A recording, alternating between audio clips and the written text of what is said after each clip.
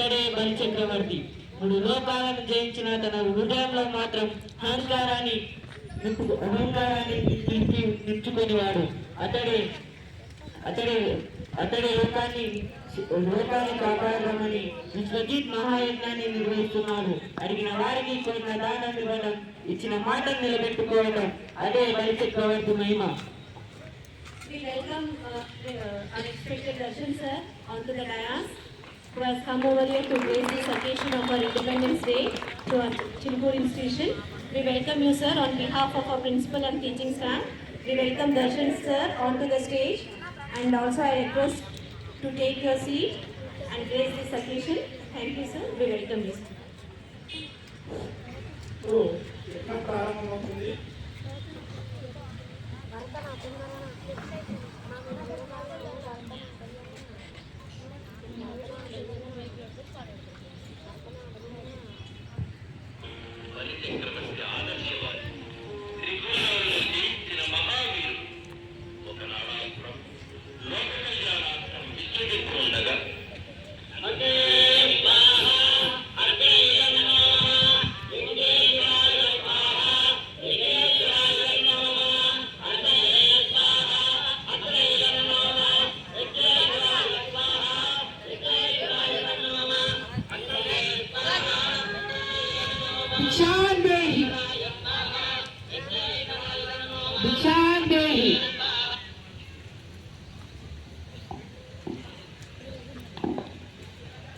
మహాత్మా, మీ ఆగమనంతో ఈ యజ్ఞం పరిసమాప్తమైంది. తామెవరు? నివాస స్థలమేమి? నేను ఎవరు పూర్తిగా తెలిసిన వాడు ఆ పరమాత్మ ఒక్కడే. ఇక నా నివాసం ముందువా ఈ విశాల విశ్వమంతా నా వాసమే. ఆహా, అద్భుతం! వయసులో బాలుడివే కానీ మాటల్లో పరిపూర్ణ జ్ఞానివి. సరే వటువా, నీకు నా వల్ల కాగల కార్యమేమి? మహారాజా, లోక కళ్యాణాన్ని కోరుతూ యజ్ఞశాలకు వచ్చాను. నాకు పెద్ద కోరికలు ఏం లేవు. 3 అడుగుల నేల మాత్రం ప్రసాదించండి. 3 అడుగుల నేల?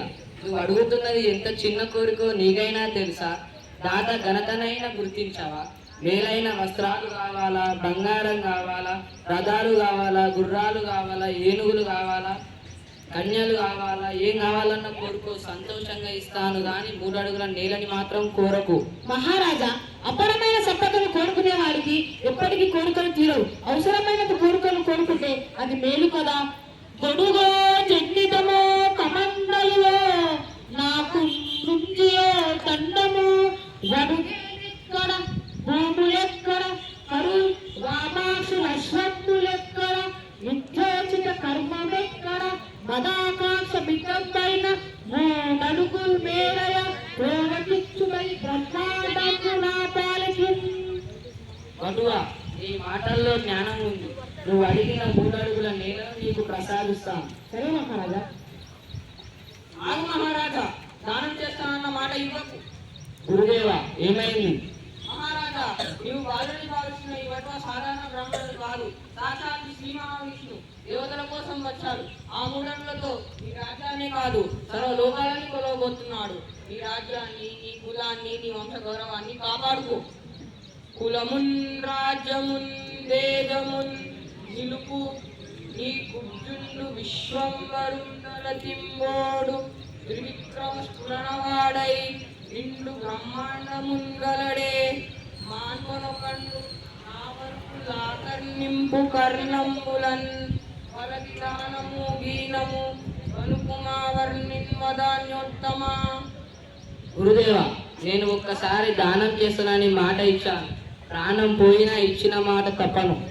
రాజా, రాజ్యం పోతుంది, పరాక్రమం పోతుంది, వంశ గౌరవం పోతుంది. ఇంతటి నష్టాన్ని ఎందుకు ఆహ్వానిస్తున్నావు? గురుదేవ, రాజ్యం పోవచ్చు, సంపద పోవచ్చు, ప్రాణం కూడా పోవచ్చు, కానీ ఇచ్చిన మాట మాత్రం పోకూడదు.